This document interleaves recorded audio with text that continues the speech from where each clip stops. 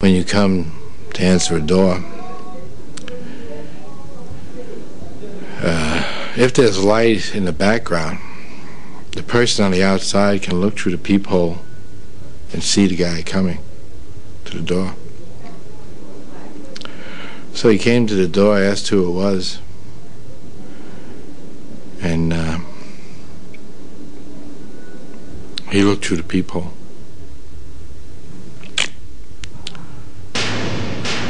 And he never saw what hit him. For Richard Kuklinski, murder had become a way of life, and the macabre became the commonplace. Would you ever use a chainsaw? To cut someone up? Yes. I've done that. To dismember them, yes. Not to kill them, no. What was it like to cut somebody up with a even though the guy was dead, how did it feel to cut some guy up with a chainsaw? Well, I didn't have any feeling one way or the other. That just happened. That's the way it had to be. Messy. Yes. Yes, it was. Did it make you sick? No. I've had requests where the guy wanted the guy's tongue cut out. And he also wanted his tongue put in his rear end. So I believe there was a definite point he wanted to get across.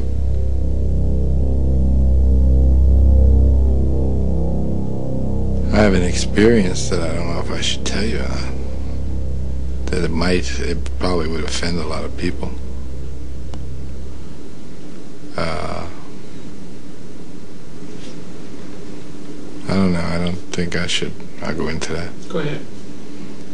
Yeah, it's not a good one. No, go ahead, tell him.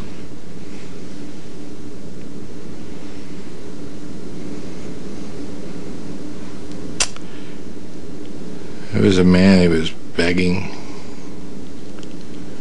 and pleading and praying, I guess.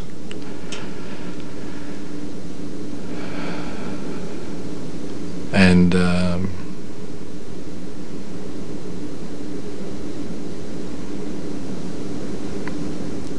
he was pleased God and all over the place.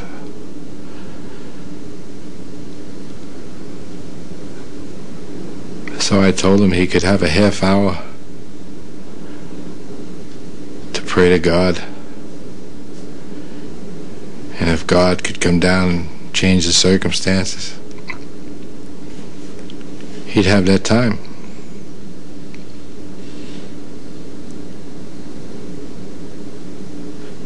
But God never showed up.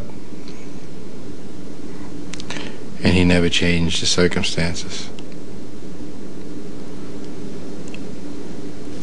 And that was that.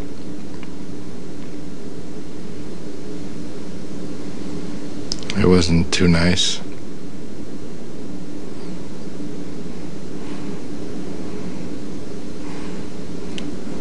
That's one thing I shouldn't have done, that one. I shouldn't have done it that way.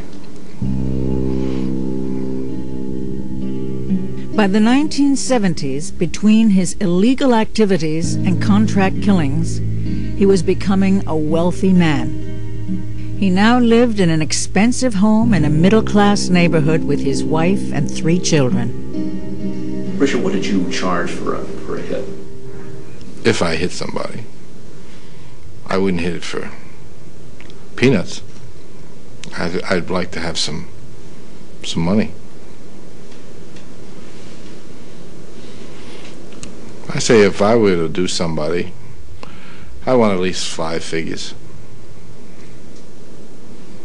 And at least up in the better half, not the lower half of the 5 figures. Kuklinski kept his criminal life secret from his family and neighbors. He told them he was a businessman. No one knew his business was murder. We were perfect. My children were never in trouble. We were perfect. We were the all-American family. I mean, we had what seemed to be the perfect life. There were wonderful times. And time with his family was the only thing that he was really concerned. I mean, if he never had to leave the house, he would have loved it. He hated to have to travel. He hated to go away. He came back as soon as he can. He wanted to be home all the time. He wanted to be with us all the time. I enjoyed that way of life. I felt I had achieved something. I very seldom left the house unless I had to, because I felt secure in the house. I felt very secure.